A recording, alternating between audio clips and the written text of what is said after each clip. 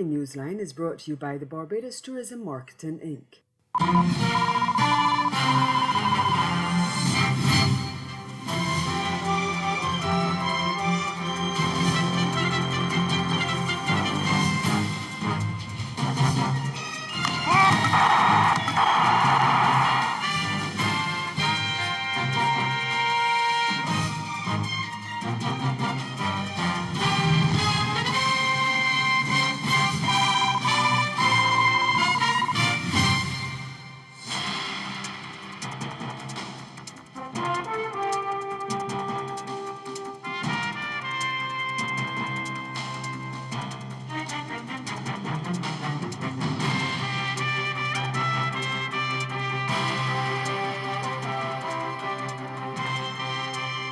Montserratians vote for a new government, our top story in Caribbean Newsline for Monday, November 18th. From the CMC News Center in Bridgetown, I'm Dawn Paris. Good evening. Polls are now closed in Montserrat after voters cast the ballots to choose a new government. The 12 polling stations, which opened at 7 a.m. local time, closed at 6 p.m. Outgoing Premier Donaldson Romeo was among the 9 people running as independent candidates in the election, in which 9 seats in the Legislative Assembly are up for grabs. Romeo had led the outgoing People's Democratic Movement, PDM, to victory in the 2014 general election, but was replaced as leader by Communications, Works, Energy and Labour Minister Paul Lewis, who is confident of victory, even though the party only fielded 7 candidates. The PDM faced a strong challenge from the Movement for Change and Prosperity, MCAP, that had been in power prior to its defeat in the 2014 election. There were a record 35 candidates contesting the poll that political observers on the British Overseas Territory say could result in a coalition government being formed. Supervisor of Elections Claudette Weeks said all systems were in place to ensure a smooth general election. Dominica's Police Commissioner Daniel Carbon is appealing for peace and calm amid allegations of violence during the campaign leading up to the December 6th general election there. Speaking on local radio, he said acts of violence had been reported to law enforcement authorities, and he appealed to everyone to ensure the campaign was conducted in a peaceful environment. Carbon said candidates from the 2 major political parties have been complaining that their posters and billboards are being destroyed, and he said that as recently as Monday morning, the billboard of the ruling party's candidate in the southern constituency of Point Michelle was pulled down and set on fire on the road with tires. Dominica is a democracy, and general elections must be conducted in an atmosphere of peace and tranquility. Especially so, the general election campaign must be conducted in an atmosphere of peace, tranquility, love, and mutual respect for each other, regardless on which political side you are on. Since the start of the general election campaign, there have been numerous threats of violence, and it has, to my mind, and what I've been observing, degenerating into actual acts of violence. The police commissioner said lawmen will ensure that the election campaign is conducted in a peaceful manner, and he sent a stern warning to people to refrain from any criminal acts. I want to reassure the general public that the police shall ensure that the general election campaign and general elections will be executed in an atmosphere of peace and tranquility. The police is not looking to have confrontation with anybody. I've been seeing at some meetings, so-called protest action, that there are some people who are bent on provoking the police to cause some kind of reaction. The police are sensible. They have been exercising a lot of restraint. We will not look for confrontation, but we must exercise the authority and the power we have lawfully. Staying in Dominica, the Electoral Office has acknowledged it made a typographical error in publishing the date for nomination day ahead of December 6 polls. Their admission comes after a lawyer for several people, including opposition leader Lennox Linton, wrote to President Charles Savrin, giving him a deadline to announce a cancellation of the event. In a letter sent to Linton, the Chief Elections Officer, Ian Michael Anthony, said that the writ issued by President Savrin indicated that nomination day was November 19th, 2019, which is a Tuesday. But it acknowledged that the notice printed in the official gazette by the Chief Elections Officer gave the day as Wednesday, although the date was right, November 19th. Earlier, attorney Cara Shillingford, acting on behalf of Linton and several others, had used the mix-up in the naming of the day, among other things, to ask President Savrin to consider a request for the cancellation of the nomination day exercise. Shillingford's letter had also pointed to the promise made by the Electoral Commission to provide identification cards to voters after a cleansing of the voters list. Her letter gave the president until 3 p.m. on Monday to respond, and she said if the president failed to do so, legal proceedings would begin in order to achieve free and fair elections in Dominica. But the Dominica News online publication quoted her as saying an hour after the deadline that she had not received a response from President Savrin.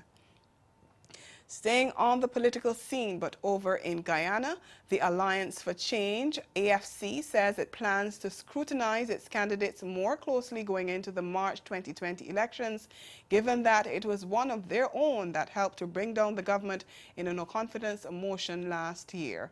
AFC parliamentarian Sharandas Prasad voted against the coalition government, swinging things in favor of the opposition in its December 21st, 2018 no-confidence motion. And as we hear in this Newsroom Guyana report, the party says whether it chooses to contest the upcoming polls alone or with its current partner in the coalition government, a People's Partnership for National Unity, APNU, it will place more emphasis on ensuring that its candidates are more loyal to the party. Will be a more rigorous scrutinizing process that each candidate will go through, and having had the experience that we have had with Charandas, we have learned from that, and things that were overlooked in the past will certainly not be overlooked at this time. Following his vote, Prasad was expelled from the AFC and fled the country to Canada, where he also has citizenship. The no-confidence motion was tabled in the House by opposition leader Barry Jagdeo, and the police later launched an investigation to find out whether Prasad was bribed for his vote on the motion. That investigation was stalled, but Police Commissioner Leslie James recently said an international firm was being hired by the government to take over the probe. AFC Executive Dominic Gaskin said the matter has not been discussed at the level of the party. In my opinion, I think the police or the authorities, whichever authorities are conducting this investigation, should do their work as they are mandated to. They have to decide whether something is worth investigating, whether there is sufficient cause for an investigation. Not the government, not the politicians, but the relevant authorities have to be empowered to do the necessary investigations when these matters come up. Gaskin, the former Minister of Business, will not be on the new list of candidates for the elections. Gaskin, who was born in the UK, resigned after the court ruled that it is illegal for dual citizens to sit in the National Assembly. Over in Haiti, the Civil Protection Directorate, the DPC, says it's awaiting the complete evaluation of a fire that gutted the building housing the Departmental Electoral Office and the National Office of Identification on Sunday. Media reports say the fire followed the arrest of an unnamed political activist when opposition demonstrators who've been calling for the removal of President Jovenel Moïse took to the streets. Moïse, who came to power in 2017, has refused to step down and has instead named a former prime minister to lead talks on the possibility of establishing a government of national unity. but the opposition has said it will not participate in any talks until Moise resigns. On Monday, the president reiterated a call for the establishment of a government of national unity, saying the country needed to unite to deal with the current crisis. He says people who are part of social, economic, and political forces like himself have an obligation to unite and to convert the crisis that the country is going through into an opportunity that will put Haiti on the road to change. The Bahamas Prime Minister Dr. Hubert Minnis has outlined to a top European humanitarian representative the challenges faced by his country as it relates to illegal immigrants. The concerns were highlighted in a meeting with the European Commissioner responsible for humanitarian aid and crisis management, Christos Stylianides. A statement by the Office of the Prime Minister said the meeting took place during Minnis' visit to Brussels last week. It said Prime Minister Minnis highlighted the state of the country's already stretched social resources faced by his administration and its impact on the country, the government's strategy to prevent the re-establishment of unsafe shanty towns, and the importance of protecting the country's borders. Prime Minister Minnis noted that immediately following the passage of Hurricane Dorian on September 1st, all residents, particularly those from Grand Bahama and Abacos, severely affected by the Category 5 storm, as well as undocumented migrants, were evacuated and provided with shelter, food, and medical treatment at government's expense. Repatriations were suspended for a period of time for non-documented residents affected by the hurricane, but Prime Minister Minnis reaffirmed that all undocumented migrants would be repatriated and construction of shanty towns would not be tolerated. Coming up in Caribbean Newsline, efforts underway to get the Jamaica government to recognize Patois as an official language. Stay with us.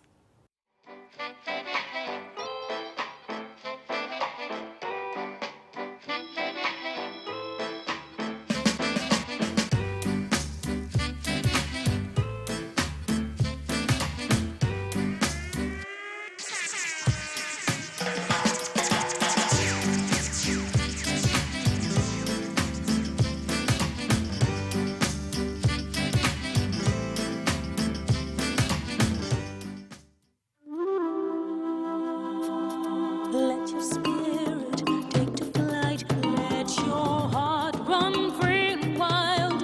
Find your soul in Dominica, the nature isle.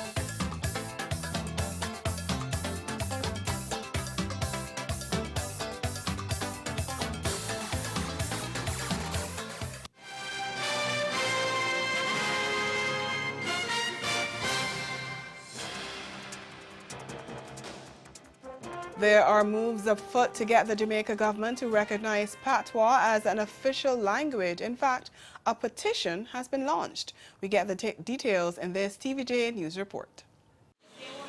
An informal conversation in Patois, the mother tongue of most Jamaicans, but it's an uncommon and often frowned on language in formal spaces locally. An attitude experts at the University of the West Indies insist ostracizes many Jamaicans. When people go into or call in a government agency for service, if they are speakers of Jamaican, they get a different type of reception from people who speak English. The reception they get is that they are made to feel less than. It's why the Jamaica Language Unit has a current petition on the website of the Office of the Prime Minister for the government to make Patois an official language alongside English. We're trying to help people to take off the mental shackles and also help our fellows fellow Jamaicans to have their rightful place in Jamaican society. So far, almost 2,500 persons have signed the petition. The goal is to reach 15,000 by December 14, roughly a month from today. This would force the government to at least say something about it officially. Enough we know say other people are coming and them are buy out with culture, them are buy out different things in the country. And I'm afraid them are going to take with language and them are going to capitalize on it, and we get left behind. A 2005 language attitude survey showed nearly 70% of Jamaicans would support making Patois official.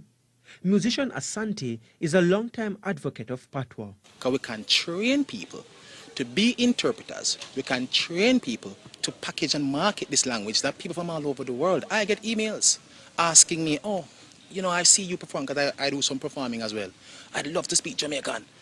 Are there any courses that you offer? No. For him, it's counterproductive not to recognize Patois. The observance of World Diabetes Day has come and gone, but healthcare providers and patients in the region continue to advocate for a healthy lifestyle to guard against the illness. Marie-Claire Williams has more in this week's Newsline Health. Diabetes is a chronic disease characterized by elevated blood sugar levels. Over time, it can lead to serious damage to the heart, eyes, blood vessels, kidneys, and nerves. The World Health Organization estimates that there was 62 million people with diabetes in the Americas in 2012. In Grenada, one woman who has been living with the condition, Gemma Stewart, has been sharing her story in the hope that others will take better care of their health. Well, as young people, you like to eat what you want, when you want.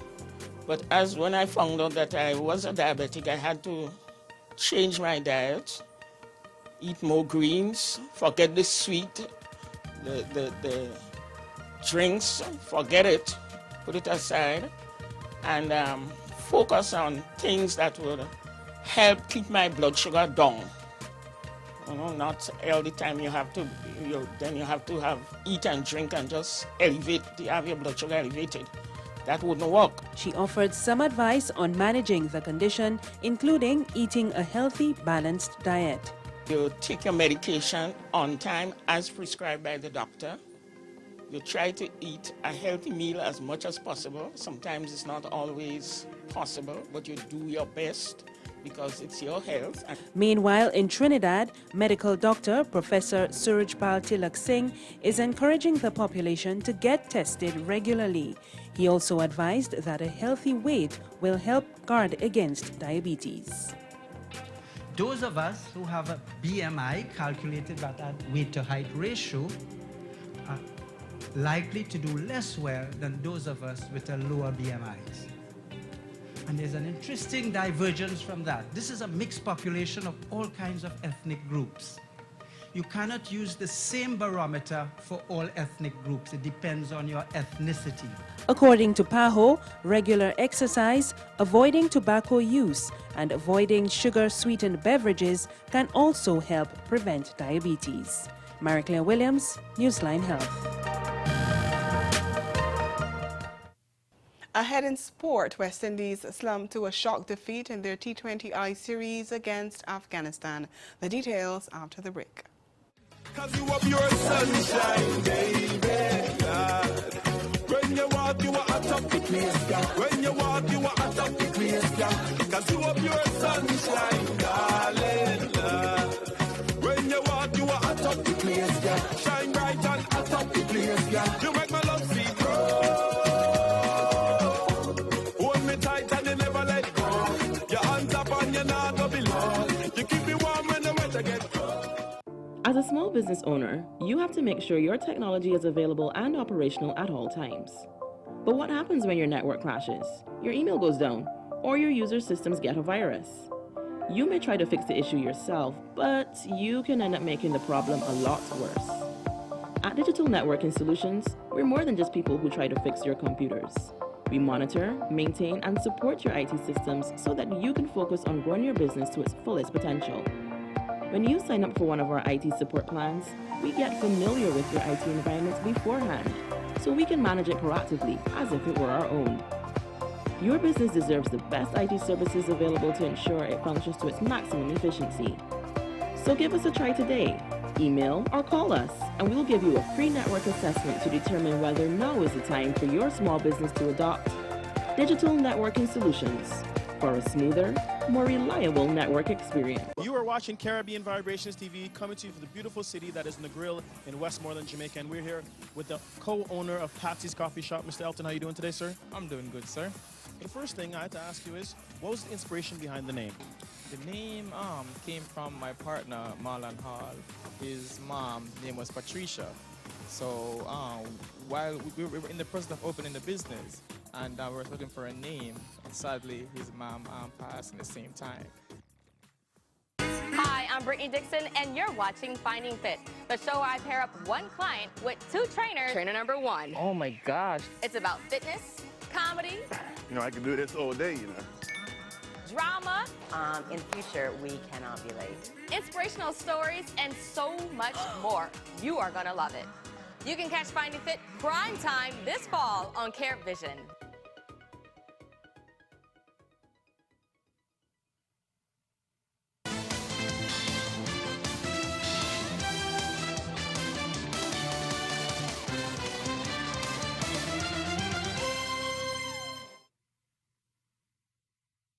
Afghanistan stunned West Indies with a 2020 International Series defeat in Lucknow, India on Sunday after stifling the Caribbean side's powerful batting lineup to pull off a clinical 29-run victory in the final game of the three-match series. In pursuit of a challenging but hardly insurmountable 157, West Indies found themselves bogged down again, and only Shea Hope, who was a late injury replacement for Dinesh Ramdin, managed to defy the Afghan attack with a top score of 52 from 46 deliveries, with 3 fours and a 6. Opener Evan Lewis struck 24 from 23 balls, but no other batsman passed 11. The Windies paid dearly for a slow start and lost wickets at critical moments during the run chase. 20-year-old seamer Naveen Ulhaq, who was handed the new ball, undermined the innings with 3 for 24 and also got the key wicket of captain Kyron Pollard for 11 in the 18th over to snuff out the Caribbean side's last realistic hope of victory. The humbling result came after just 24 hours after the West Indies' 41-run loss at the same venue and marked their 4th defeat to Afghanistan in 7 T20 internationals and their first ever series defeat.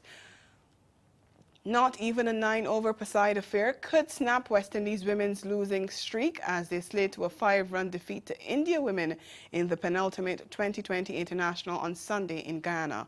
After an extended delay at the start forced a massive reduction in overs, India sent into back scrambled to 50 for 7, with off-spinner Hayley Matthews claiming 3 for 13 and leg spinner Afi Fletcher and off-spinner Shanetta Grimmond finishing with 2 wickets apiece. 20-year-old Pooja Vastrakar was the only one to reach double figures with 10, as India never found their momentum.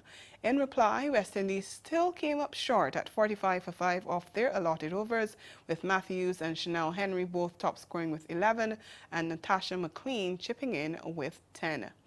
They were in good shape at 31 for 2 at the start of the 8th over, but lost 3 key wickets. India lead 4-0 in the 5-match series, which concludes on Wednesday.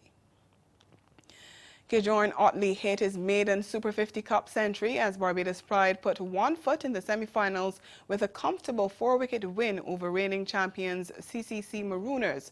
The informed Pride chased down an uncomplicated target of 208 at Warner Park, with the left-handed Otley leading the way with an unbeaten 101 off 127 balls. For Pride, it was their 5th win in 6 outings, and it put them on 20 points, helping them to open up a significant 8-point gap on second-placed host Leeward Islands Hurricanes at the top of Group A. The loss for Marooners was their fourth and fifth matches, and it virtually ruled them out of a place in the semi-finals. Meanwhile, a 5-wicket haul by Trinidadian off-spinner Yannick Otley condemned Windward Islands Volcanoes to a 2-run defeat at the hands of Trinidad and Tobago Red Force. Otley's figures of 5 for 36 undermined the Volcanoes' chase of the 179 runs set by the host team. Jason Mohammed top-scored with 69, while Darren Bravo made a well-played 58. Kavim Hodges' top score of 46 and Ryan John's unbeaten knock of 38 were in vain as the Windward Islands fell on 177 in 28 overs. And at the Queen's Park Oval, West Indies emerging players snatched a victory from the hands of the Ghana Jaguars, winning their contest by 1 run following a revised target. All-rounder Justin Graves' knock of 53 and a 3-wicket haul from Jamaican medium pacer Jermaine Levy paved the way for the emerging players' success. To football now. Trinidad and Tobago's hopes of qualifying for the hexagonal stage of the CONCACAF Nations League faded when they were handed a 4-0 drubbing by Honduras on Sunday. Last month, the Caribbean side slipped to the bottom of Group C after being beaten 2-0 in their home game. Here are the highlights of Sunday's fixture in Honduras. Brother Alvin Jones should be with this group as this shot's hit in, and an early goal. Flying forward once again, pulls it back for Moya, and he's got the second. So far, gets inside of Andrews, and there's your penalty kick. He lines it up and hits it softly to his right. Now with Elise dispatched it. That side we would see Rubio breaks through for Elise, and Elise rolls it in.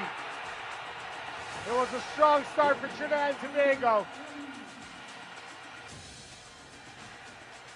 An opportunity here. That will continue here. And that'll be it. Meanwhile, Grenada's Spice Boys picked up their 3rd straight win thanks to 3 strikes from forward Jamal Charles. Often headed on, brilliant save! And this goal will count at the back post was Jamal Charles. Did head it on and in. Belize on the board, they equalize. Ball looped in, bouncer, finished off by Anderson. No offsides, the flag up. It was very close. Ball head whipped in, Salazar there, hold up play, puts it in. What a piece of work. Through ball. John Brown up ahead, works it over, Jamal Charles puts it in! And as soon as Belize takes the lead, they give it up. All ahead, Jamal Charles, past the keeper, still alive, and a hat trick. And there's the final whistle, Grenada. And that's the sport. We'll be right back. Caribbean Newsline is brought to you by the Barbados Tourism Marketing Inc.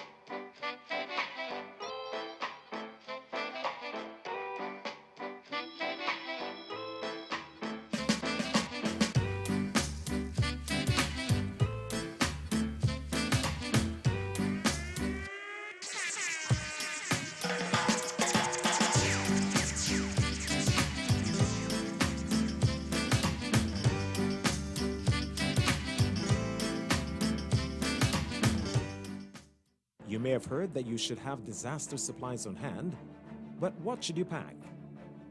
How to get started? And what maintenance is necessary? Disaster supply kits should include preserved or canned foods, clean water in sanitized containers, at least 5 gallons per family member per day, extra medical supplies such as insulin, inhalers, blood pressure medication. Barbados, it's time for you to experience and be part of the all-new Hennessy Artistry. December 7th, Kensington Oval, making his debut performance in Barbados, Davido. If I tell you, say I love you, oh. Dexter Daps. Messica. Anthony B. Nobody want no plan. Taurus Riley. I rather that you live under all-star. And Barbados' best hyper sounds. Edwin Year One. And Lead Pipe. Hosted by Major Hype and Peter Coppin. Showtime 9 p.m. General tickets $100 and the all-inclusive Privilege Lounge $350, regular $400. The all-new Hennessy Artistry. That's Caribbean Newsline. For news and sport around the clock, subscribe to CanonNews.com, and for more of our programming, log on to CaribVision.tv and check out our YouTube channel. We'll be back here again tomorrow, but from all of us at CMC News, thank you for watching and good night.